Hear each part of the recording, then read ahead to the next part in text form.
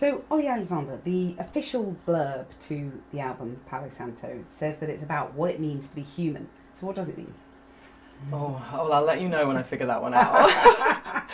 Give us a guess. Yeah, well, I guess it's like making mistakes and then kind of looking at the mistakes that you've made and trying to understand maybe why you made them and like how you're going to take those lessons into the future. I think that's kind of what I've sort of been mostly thinking about writing the album. Yeah. What is Palo Santo?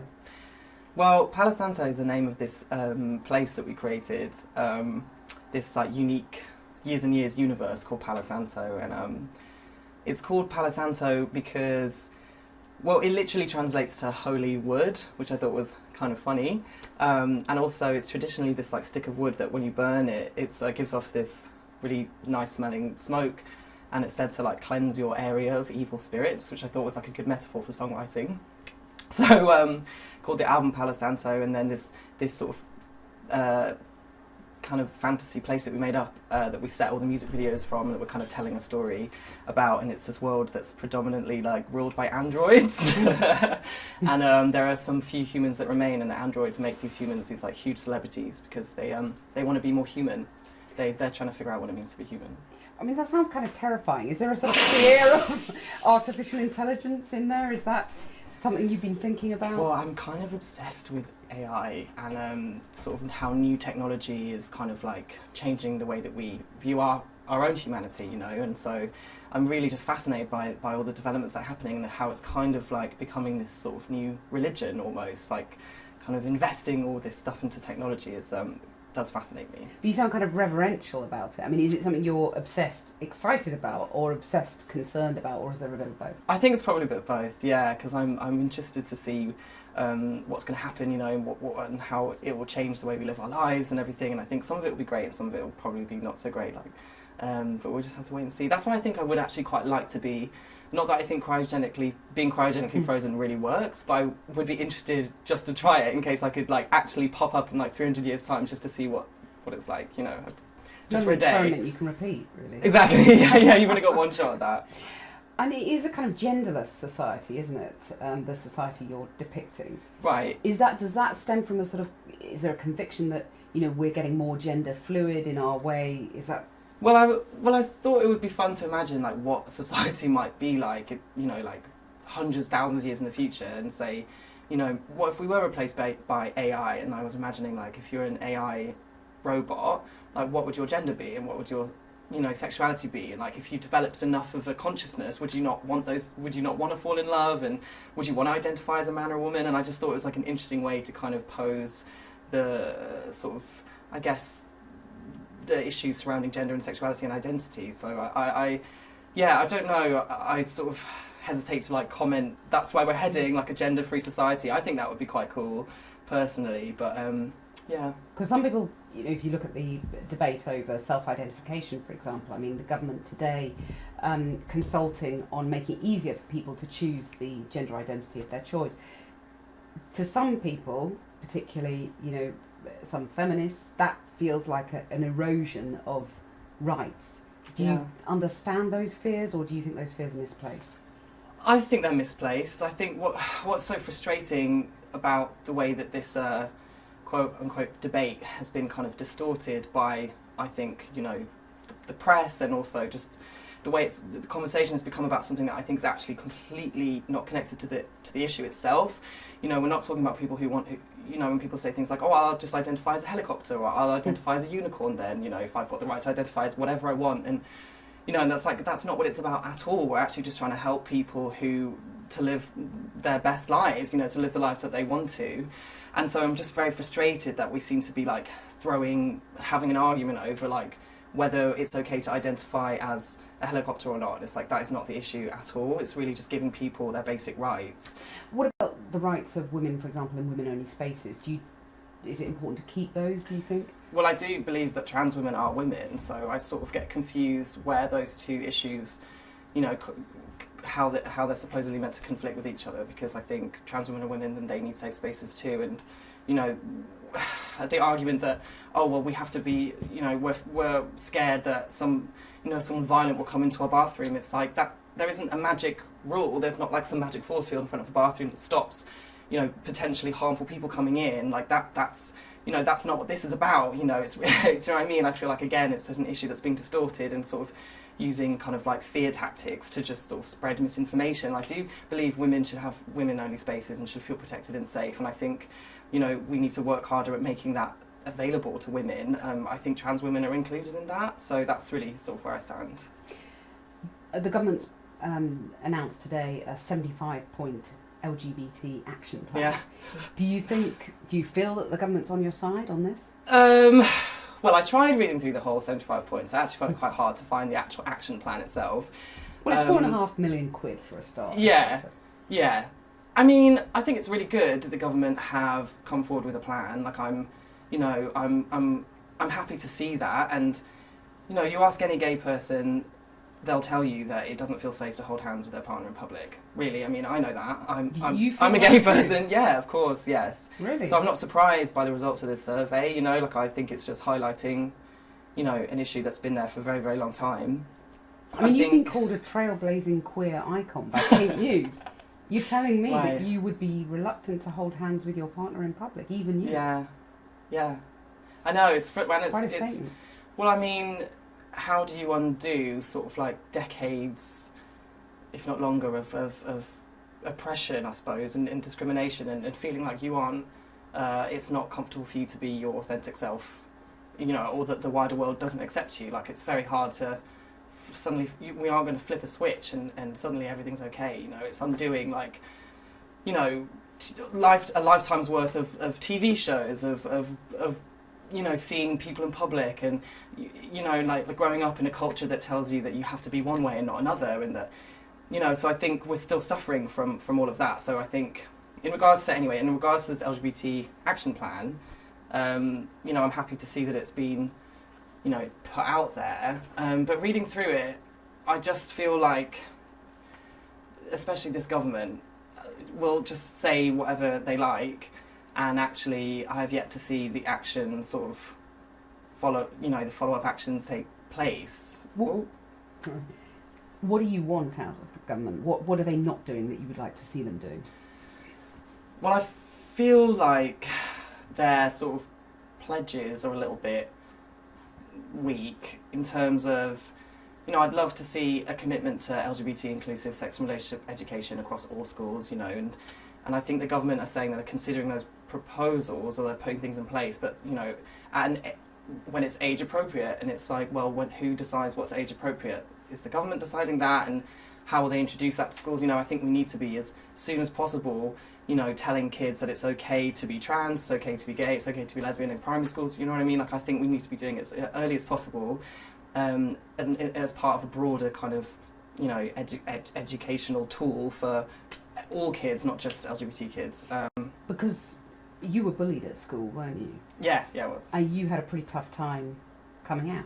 Yeah, well, so does a lot of your anxiety about, for example, when you were saying, you know, you would still find it hard to hold hands with your partner in public, does it all stem back to that in a way?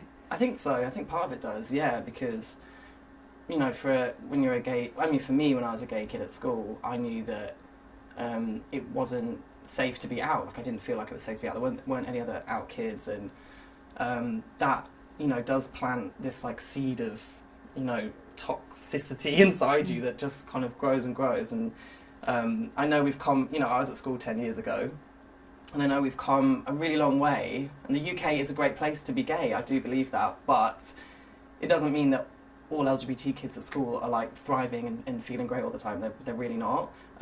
What's your advice to them, someone going through what you went through? Which I guess was homophobic bullying, really, wasn't it? Yeah, well, I also think, you know, I was quite effeminate at school, and I got bullied for not sort of fitting this what a man should be.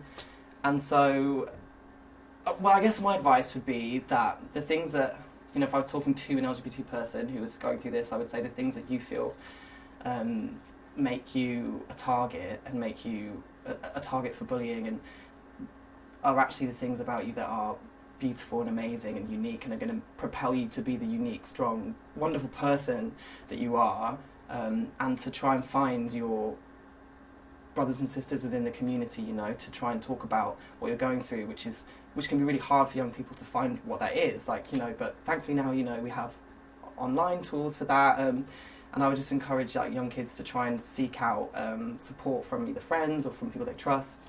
But it's not easy, and it's a long process, you know. How long has it taken you to feel that you've come through that period in your life? I think it's ongoing. But I spent a long time wishing I wasn't gay, you know, like just wishing that I would do anything to have that just taken away and I could just be like everybody else. But now I don't feel like that, you know. I'm so thankful to be gay, and I feel like, God, I'm so happy I'm gay. Like, I would not want to be straight. And I feel, you know, much more confident with myself. But like you said, I still have these moments where I don't feel like it's okay to be myself out in public, you know, still, which is kind of sad, really. I mean, one of the things that the government survey says today is about how many people have been offered conversion therapy to cure them. I mean, 5% of those surveyed. Were you surprised it was so many? I guess I was a bit surprised, but I think just because I think conversion therapy is something that should have really been banned a long time ago. But I think with this specific issue, it goes actually much deeper than, because an actual conversion therapy with a therapist who's sort of promising to give you, to like cure your sexuality or whatever, is one thing. But also I believe that within kind of other organisations, schools, like religious groups, there is another form of conversion therapy going on, which is people trying to, you know, change somebody's sexuality. And I think that's why it's going to be really hard to eradicate it across the board, if that makes sense, because it's part of a larger problem, I think. But yeah, I was surprised that many people had experienced conversion therapy, because it's not something that you were ever offered or no, it wasn't. You ever came across. No, it wasn't. It just makes me feel really, it makes me feel really sad, and I get quite emotional when I think about it. Just because, you know, the kind of damage that would that gives, that is going to put on anybody is just like irreparable. I think it's really shocking. Just following on from what you were just talking about, you know, how the conversion therapy and all of that. How easy do you think it is for kids who are gay at school to access mental health services? I don't think it's very easy. I think across the board it's hard for people to access mental health services, and I think a lot of young LGBT plus kids worry that, you know, if they do try and access support, if they do go to their doctor or anything, that their doctor isn't going to understand, or they might even face some kind of like, you know, homophobic treatment, or, you know, and those fears are like real, you know, and they're there for a reason, because too often, I think, in my case as well, like we've experienced, you know, healthcare professionals not knowing quite how to deal with a specific issue for a gay person, and so, you know, how do we sort of help that and make that situation better? I think we need to like provide for healthcare professionals, you know, to be educated on what, you know, an LGBT kid might be going through. But also those provisions need to be there in the first place. I think we've seen like services cut year on year on year, so that's another reason why I think like, well, Theresa May is promising all this money for services, but these services are going, so it doesn't add up. And you've always been open about your sexuality in your career, but you were kind of advised that might not be that sensible, weren't you? How difficult a decision was it to ignore that advice? Well, I sort of like was thinking about it in my head like constantly until I just got asked the question in an interview, you know, like I think they said, you know, they asked me like if I fancied this girl or something, and I was just like, no, I'm gay. And it wasn't until that point where I realised I've been holding on to like a lot of fear about that, and how it was such relief just to let it go and be like, oh yeah, I'm just going to have this out there, you know, because the thought of trying to lie or evade those questions would just be, I just don't think I could have coped with that.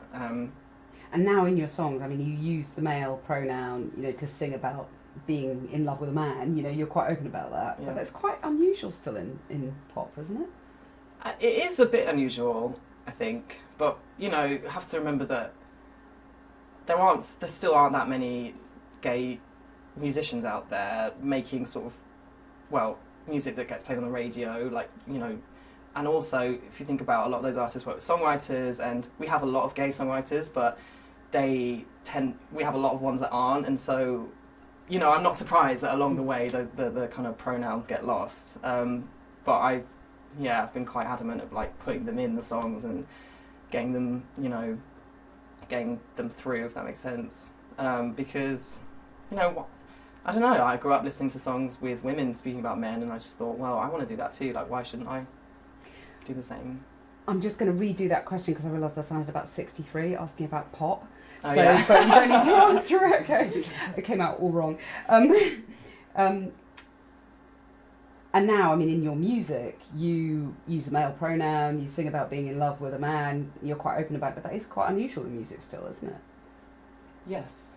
Thank you. Right, last question.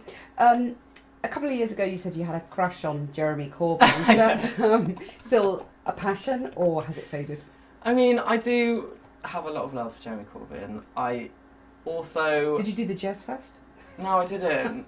I guess like I've just been a little frustrated with like Labour generally, and I support them. I vote for them, but I just feel like I've kind of like stepped back a little bit. And Why frustrated? I guess it was when everything fell apart with Brexit. Like everything has fallen apart, and it feels like there's no one kind of really on everyone just seems like they're fighting each other within the party, and there's no real like clear message or. And you'd like a more pro-European message, would you? Or just a message? I think I mean, just a message would be good, just because I really would like to get the Tories out, and I feel like Labour need to come together. You know, but I still support them, you know, so, yeah, fingers crossed. Olly Alexander, thank you very much.